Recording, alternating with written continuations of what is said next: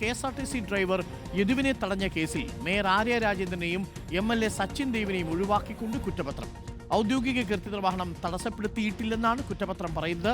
റഹീസ് റഷീദുണ്ട്. റഹീസ് റഷീദ്, നമ്മൾ കൺമുന്നിൽ കണ്ടതാണ് ഈ ബസ്സിന് മുന്നിലേക്ക് സച്ചിനും ഒപ്പം ആര്യയും സഞ്ചരിച്ചിരുന്ന കാറ് കൊണ്ട് ക്രോസ് ചെയ്ത് നിർത്തുകയും അവിടെ ഈ രീതിയിലുള്ളൊരു എന്താണ് ഏറ്റുമുട്ടൽ നടക്കുകയും ചെയ്തത്. വാക്പോരാണ് യഥാർത്ഥത്തിൽ നടന്നത്. ഈ വിഷയത്തിൽ പിന്നീട് കൊടുത്തൊരു പരാതിയുണ്ട്. ആ പരാതിയിലാണ് ഇപ്പോൾ കുറ്റപത്രം വന്നിരിക്കുന്നതെന്ന് മനസ്സിലാക്കുന്നു. എന്താണ് കുറ്റപത്രത്തിൽ പറയുന്നത്? ആരെയും സച്ചിനും ഒഴിവാക്കിയതിനെ കുറിച്ച് എന്തെങ്കിലും സൂചനകളുണ്ടോ? എന്തുകൊണ്ട് ഒഴിവാക്കി എന്നാണ് മനസ്സിലാക്കേണ്ടത് റഹീഷ്? അരുൺകുമാർ, യദു നൽകിയ പരാതിയിൽ 5 പ്രതികളായിരുന്നു ഉണ്ടായിരുന്നത്. അതിൽ മേയർ ആര്യ രാജേന്ദ്രനും ഒപ്പം സച്ചിൻ ദേവ് MLAയും മേയറുടെ 2 ബന്ധുക്കളും അടക്കമുള്ള 5 പേരായിരുന്നു 3 ബന്ധുക്കളും അടക്കമുള്ള 5 പേരായിരുന്നു ഉണ്ടായിരുന്നത്. ഇതിൽ 1, 2, 4, 5 പ്രതികളെ ഒഴിവാക്കിയാണ് കുറ്റപത്രം സമർപ്പിച്ചിരിക്കുന്നത്. ആര്യ രാജേന്ദ്രനുമില്ല, സച്ചിൻ ദേവുമില്ല, അവരുടെ 2 ബന്ധുക്കളുമില്ല.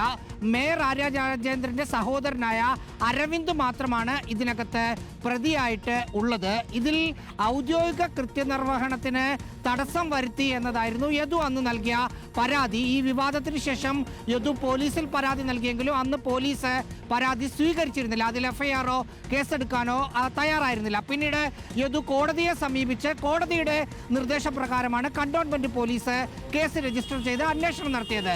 അതിൽ യദു പറയുന്ന പ്രധാനപ്പെട്ട ഒരു വാദം ഔദ്യോഗിക കൃത്യനിർവഹണത്തിന് തടസ്സം വരുത്തി എന്നതായിരുന്നു. പോലീസിന്റെ കുറ്റപത്രത്തിൽ പറയുന്നത് ഔദ്യോഗിക കൃത്യനിർവഹണത്തിന് തടസ്സം വരുത്തുന്ന രീതിയിലുള്ള ഒരു പ്രവർത്തനങ്ങളും ഈ 4 പ്രതികളുടെ ഒഴിവാക്കപ്പെട്ട 4 പ്രതികൾ എന്ന് ആരോപിക്കപ്പെട്ട ആളുകളുടെ ഭാഗത്തു നിന്നും ഉണ്ടായിട്ടില്ല.